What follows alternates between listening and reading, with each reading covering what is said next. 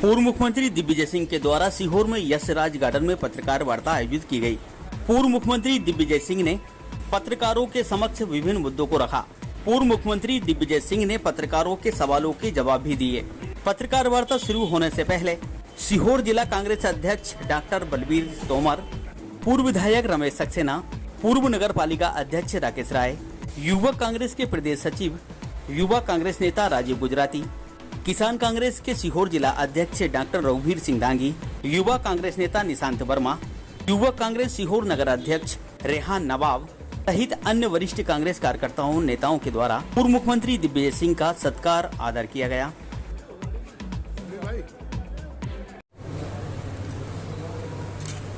पूरे प्रदेश में हमारे माननीय प्रांतीय कांग्रेस कमेटी के अध्यक्ष कमलनाथ जी के आदेश पर मुझे शासन समिति सेगमेंट दी गए हैं। यहाँ लगातार हम लोग चुनाव आ रहे हैं और वहाँ जाकर मुझे मंडल सेक्टर और बूथ लेवल एरिया की मीटिंग लेने के लिए कहा गया है। उसी के तहत सीहोर में उसमें शामिल है। पूरी विधानसभा सीटें का लगातार कांग्रेस हारती चली आ रही है और लगभग 66 में से 23 विधानसभा सीटों पर मैं जा चुका हूँ और अगले 3 दिन में सीहोर, आष्टा, शुजालपुर, सुसनेर और उज्जैन की 2 सीटें से जाऊँगा। उसके बाद ये पूरा मेरा जो दौरा है ये पहले हफ्ते जून में पूरा कर लूँगा और अपनी रिपोर्ट निरंतर कमलनाथ जी को देता है। पूरे प्रदेश की जनता में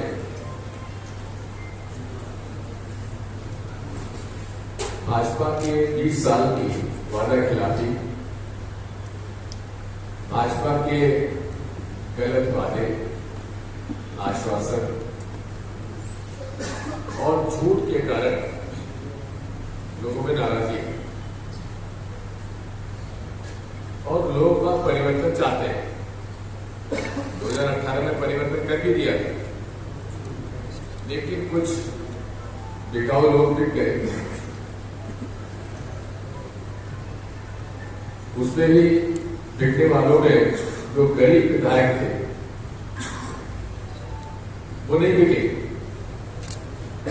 लेकिन कुछ जो जमींदार, राजा, महाराजा किस्म के लोग थे वो बिक गए। यही सबसे बड़ी शक्ति कांग्रेस पार्टी की है। अगर सभी लोग कांग्रेस पार्टी के अगर एकजुट होते तो किसानों का पूरा कर्जा भी माफ हो जाता, बिजली की दरें भी नहीं बढ़ती, लोगों के साथ अन्याय भी नहीं होता, लोगों के ऊपर झूठे मुकदमे भी नहीं बनते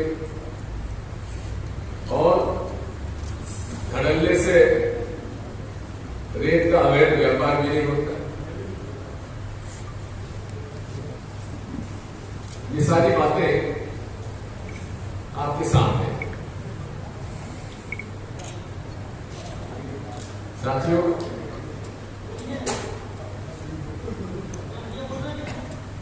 हमें ये स्वीकार करने में कहीं एतराज नहीं है कि हमारा कांग्रेस पार्टी का संगठन कैसा होना चाहिए, वो नहीं है। ये भी हमको एतराज नहीं है, हमको मानने में एतराज नहीं होना चाहिए। एतराज तो है लेकिन मानने से एतराज नहीं होना चाहिए कि हमारा जो इलेक्शन मैनेजमेंट है आखिरी पोलिंग के दिन का, उसमें भी भारी कमी रहती है। उस प्रकार की तैयारी हमारी नहीं होती जैसे होना चाहिए। जनता वोट देना चाहती है लेकिन हमारे संगठन की कमजोरी की वजह से हम लोग उसे पूरा नहीं करता। इसीलिए कमलनाथ जी ने बहुत ही सही तरीके से पूरे प्रदेश की विधानसभा सीटों को सेक्टर मंडल में बांटा है। एक मंडल में 10 से 15 पोलिंग बूथ, एक सेक्टर में 3 से 5 पोलिंग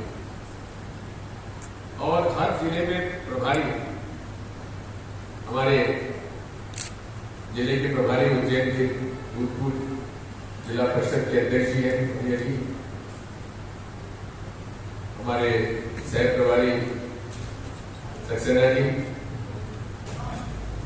ये जिला कांग्रेस कमेटी को सहयोग करने के लिए है और हर विधानसभा सीट में सेक्टर और मंडल के अध्यक्ष नियुक्त हो गए हैं। आज उन सेक्टर मंडल के अध्यक्षों से हमारी चर्चा है, उनके सुझाव लिए गए और उसके पश्चात सीहोर के केवल सीहोर असेंबली के मतदाताओं को जो कि कांग्रेस पार्टी के सदस्य हैं, उनको अपनी बात कहने का पूरा मौका दिया जाएगा और मैं सुनूंगा। निखिला जी मेरे साथ है, ये भी मेरे साथ बैठकर सारी बातें करेंगे और हम दोनों मिलकर कमलनाथ जी को अपना प्रतिवेदन देंगे।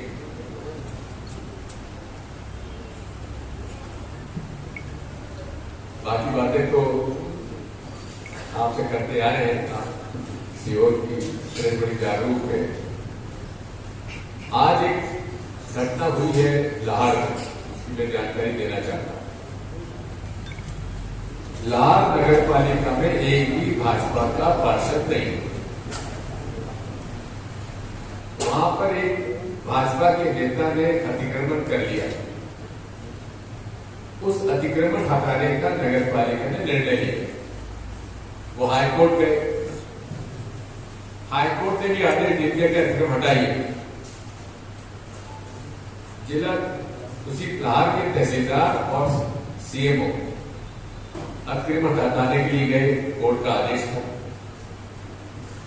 वहां पर भाजपा के अवांछनीय तत्वों ने आकर तहसीलदार और सीएमओ की पिटाई करी, बंदूक लेकर आ गए, सीएमओ का सर फोड़ दिया और थाने का घेराव किए हुए। ये पहली घटना ऐसी नहीं है, हर स्थान पर मैं समझता हूं कि भाजपा के कार्यकाल में सैकड़ों पुलिस के कर्मचारी और अधिकारी और दूसरे अधिकारी पिटे होंगे, उन्हें धमकाया गया होगा, उन पर एक पर भी मुकदमा कायम नहीं हुआ। अब लाहौर की घटना तो इतनी साफ है कि हाईकोर्ट के आदेश का पालन करने तहसीलदार और सीएमओ गए, उन्हीं को पिटाई हो गई और बंदूकें लेकर वो आ गए, थाने पर घेराव किए हुए कि सीएमओ के ऊपर मुकदमा दायर करिए। किस बात का दायर करें?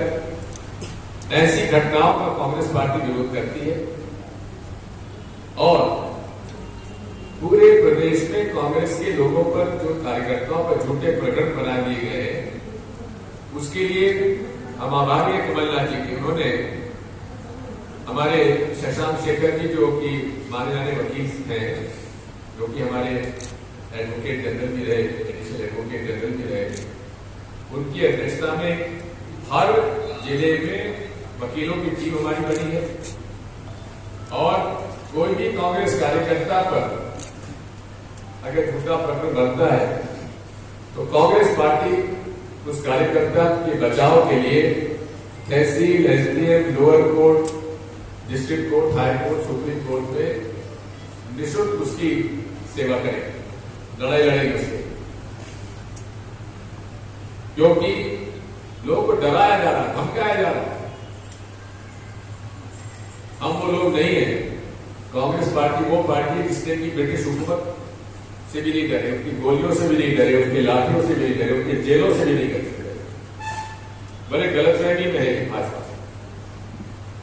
और यदि लाहौर के तहसीलदार और सीएमओ की रिपोर्ट पर भाजपा के नेताओं की गिरफ्तारी नहीं हुई तो पूरे कांग्रेस के लोग आंदोलन करेंगे, प्रदर्शन करेंगे और मजबूर करेंगे सरकार को कैसे लोगों को गिरफ्तार किया जाए।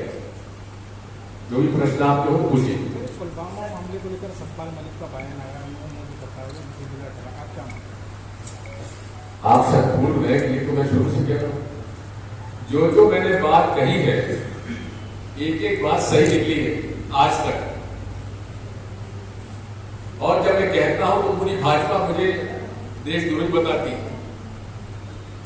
अब सतपाल मलिक जी ने जो कि मोदी जी के विश्वास पात्र होते हुए राज्यपाल थे जम्मू कश्मीर में, उन्होंने जब ये बात कही है कि मैंने खुद ने कहा था कि इसमें इंटेलिजेंस फेल्योर है, लेकिन मुझसे कहा कि चुप रहो।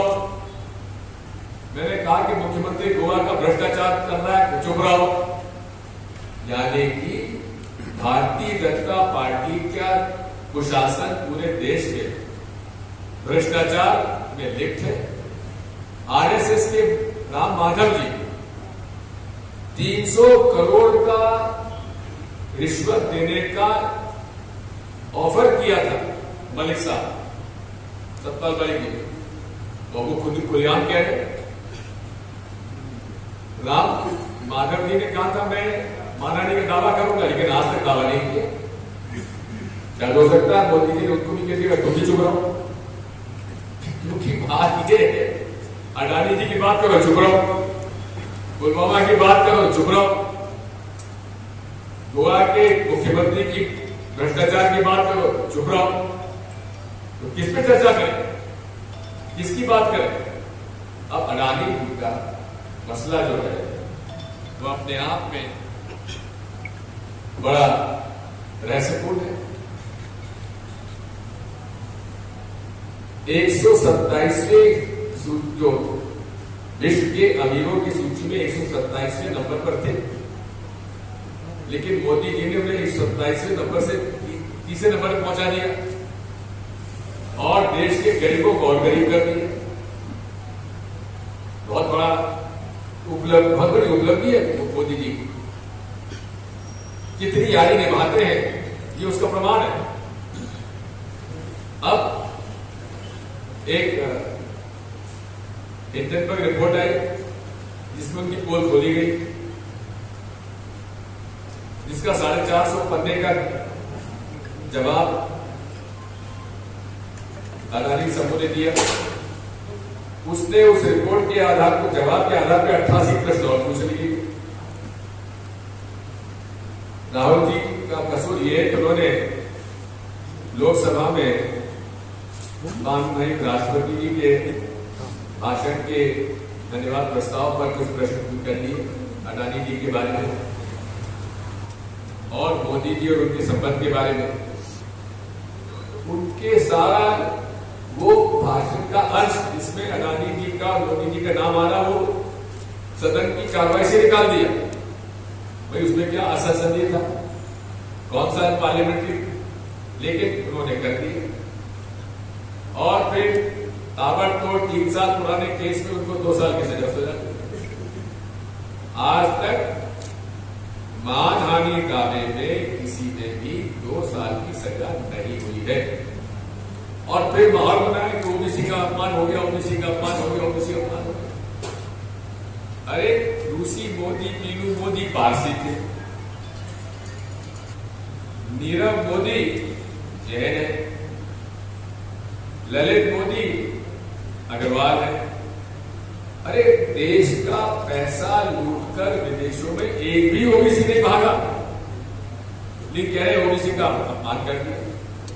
किसी तरह से झूठ फरेब से लोगों को गुमराह करना, मीडिया को गुमराह करना और मीडिया के माध्यम से जनता को गुमराह करना उनकी आदत है। तो इसलिए अडानी जी के इस प्रकरण में लाखों देश के शेयर होल्डर्स का शेयर वैल्यू आधी रह गई। LIC, state bank of India, जो पब्लिक लिमिटेड कंपनीज जिसमें कि लोगों ने विश्वास में पैसा जमा कराया, LIC की पॉलिसीज खरीदी, 1 लाख का शेयर 55,000 पे आ गया, यानी कि आधा है। इनका जो नुकसान हुआ 10 लाख करोड़ का नुकसान हुआ, इसकी जिम्मेदारी है। कर्जा किसानों का माफ नहीं हुआ। कमलनाथ जी ने किसानों का कर्जा माफ करना प्रारंभ किया तो उसको विरोध दिया, लेकिन 12 लाख करोड़ का बड़े उद्योगों का कर्जा मोदी जी की सरकार ने माफ किया। उसके लिए कौन जवाबदार है? प्रश्न पूछो तो जवाब नहीं देंगे, फिर पूछो, ज्यादा पूछा ईडी आ जाएगी, आईटी आ जाएगी, सीबीआई आ जाएगी, लेकिन इससे कोई हम लोग डरते नहीं। सर कर्नाटक मेयर ने मंदिर से लगातार कार्यकर्ताओं की इसमें जा रहे हैं और आपकी बड़ी जिम्मेदारी दी है कमलनाथ जी ने, तो किस तरह से निभा रहे हो? जो नीचों के कार्यकर्ता हैं वो उनको बड़ी जिम्मेदारी है प्रदेश में। ये तो जीवन भर देखिए इसे करते रहे। सर, मेयर ने मंदिर समिति में मुस्लिम कर्मचारियों को हटाने का फरमान जारी करना, सर इसको लेकर कमेटी में नियुक्त किसने किया था? किसने किया था? एमपी में टिकट वितरण का क्या फार्मूला रहेगा? एमपी में टिकट वितरण का क्या फार्मूला तैयार किया आपने? जो पहले था वही होगा। सर कहीं ना कहीं देखा जा रहा है जो पूर्व के आपके ज्योतिराज सिंधिया थे, आज कहीं ना कहीं भाजपा अपने आप को पीछे रख के उनको आगे लाकर और कांग्रेस पे हमला करवा रही है, उसमें कांग्रेस ऐसा है, दो लोग जिनको कांग्रेस पार्टी ने सब कुछ दिया, एक गुलाम नबी आजाद, एक ज्योतिराज सिंधिया, दोनों से हमला करा रहे हैं। दोनों के लिए एम्बेरसमेंट है कि नहीं? एम्बेरसमेंट है। जैसे हमारे यहाँ भिंड में एक जमाने में डकैत बहुत हुआ करते थे। कोई भी डकैत की गैंग में शामिल होता था तो वहां का गैंग लीडर कहता था फला आदमी को तू मार दिया, उसके बाद तेरे को गैंग में शामिल करेंगे। वही हाल भाजपा कर रही है। पहले तो कांग्रेसियों को गाली दो, उसकी बात तुमको सर पूरे देश की निगाह कर्नाटक चुनाव। बात ये देखिए, गुलाम नबी आजाद को हमको उनको तो कांग्रेस ने सब कुछ दिया और कांग्रेस में पूरे आजाद थे। खड़गे जी का ये बयान बड़ा महत्वपूर्ण मैं देना चाहता हूं, उनको रिपीट कर रहा हूं। गुलाम नबी आजाद साहब जब कांग्रेस में थे तो आजाद थे और उन्हें हम नबी बनाना चाहते थे, लेकिन अब कांग्रेस छोड़ के आज गुलाम हो गए। नरोत्तम मिश्रा जी का कटाक्ष है कि माफिया के संबंध आपसे भी, जैसे आपने कल प्रेरणात तो मेरे खिलाफ कार्रवाई नहीं करते। सबूत सरकार किसकी है? भाजपा की है ना। पुलिस किसकी है? ईडी किसकी है? आईटी किसकी है? सीबीआई किसकी है? है ना? दिग्विजय सिंह जी के शराब और एक ठेकेदार संबंध है तो बता रहा हाँ करो ना, कार्रवाई करो, कार्रवाई करो ना, क्यों नहीं करते? सर आपने विकास दुबे को कनेक्शन मुझे शिवराज सिंह चौहान ने राष्ट्रद्रोह कहा कि राष्ट्रद्रोह ये दिग्विजय सिंह। मैं गया, थाने पे हाजिर हो गया, मुझे गिरफ्तार कर लिया। विकास दुबे का कनेक्शन नरोत्तम मिश्रा से बताया था आपने। उसके बाद वहां के थानेदार ने लिख के दिया कि साहब पूरे प्रदेश में आपके खिलाफ कोई राष्ट्रद्रोह का मुकदमा नहीं है। एक लेकिन जो लोग पाकिस्तान की आईएसआई एजेंसी के लिए पैसा लेकर खुफियागिरी करते हैं, जिसमें ध्रुव सक्सेना भोपाल के बीजेपी आईटी का अध्यक्ष, वो उसके साथ बलराम सिंह सतना बजरंग दल का अध्यक्ष, ऐसे 20 लोगों को एटीएस,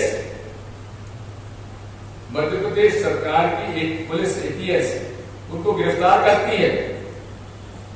भाजपा की सरकार में गिरफ्तारी होती है, लेकिन उन पर देशद्रोह का मुकदमा नहीं चलता। हाईकोर्ट से जमानत हो जाती है, मुख्यमंत्री जी अपील में नहीं जाते। आज वो घूम रहे हैं आराम से, ये मुद्दा आप हर जगह उठाते हैं। आपको तकलीफ है क्या? विकास दुबे का कनेक्शन आपने नरोत्तम मिश्रा जी से बताया था। मैंने ये कहा, मिश्रा जी ने सबूत मांगे, उस पर मैंने कहा है कि विकास दुबे ने मध्य प्रदेश को चुना सरेंडर होने के लिए।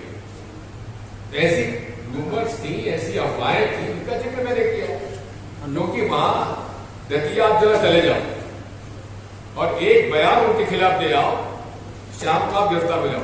सर पूरे देश की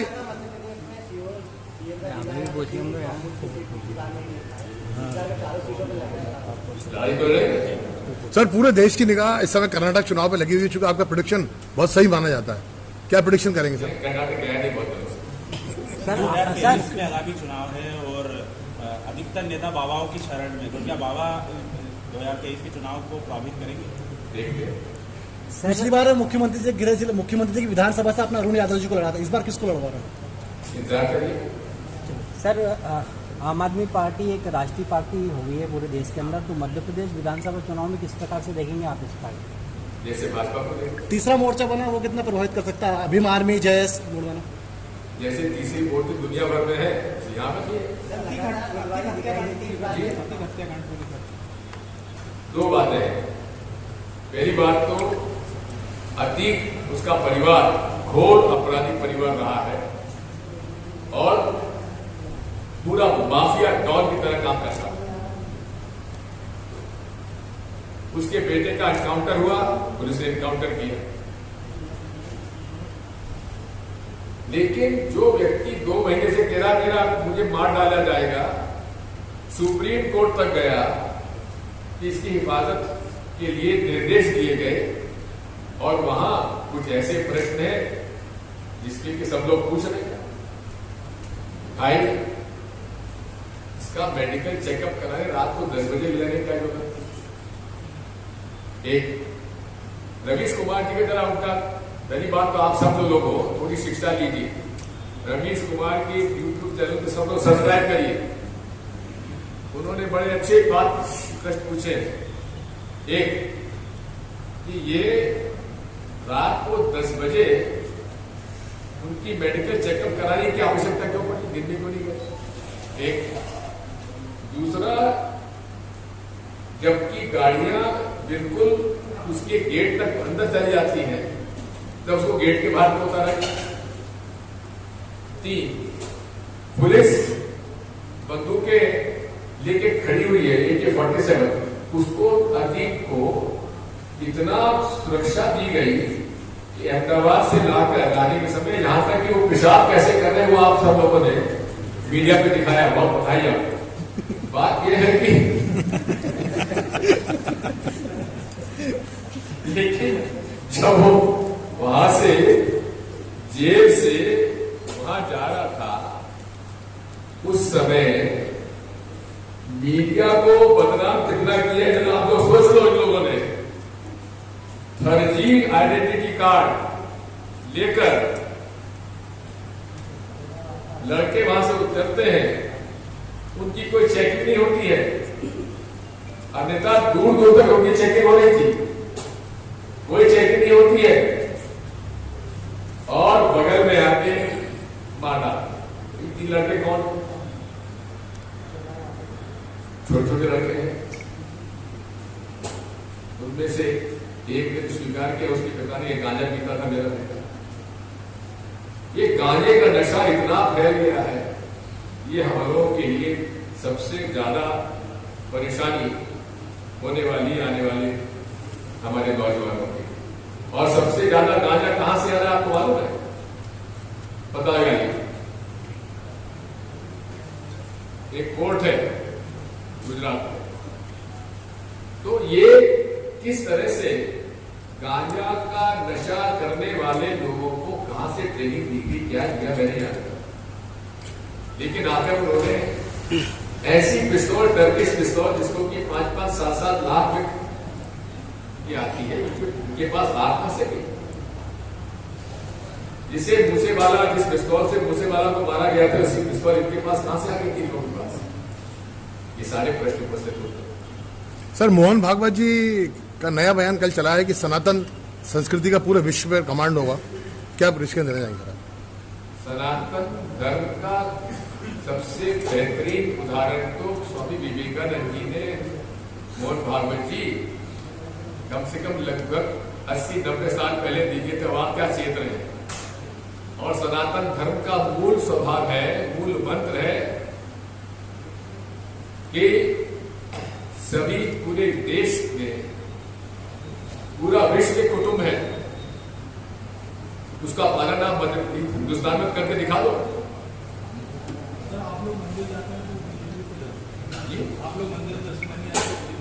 उनसे पूछिए, हमको इस बात पर भी दर्द होता है कि मोहन भागवत मस्जिद और मदरसा क्यों जाने लगे। धन्यवाद। सर, जो विधायक रामेश्वर शर्मा ने कहा कि दिग्विजय सिंह को हमेशा राम और राम के नाम से एलर्जी होती है। देखो, रामेश्वर शर्मा बच्चा है, वो सेवन किसी गांव में रहने वाला है, पास में जाके देखा है।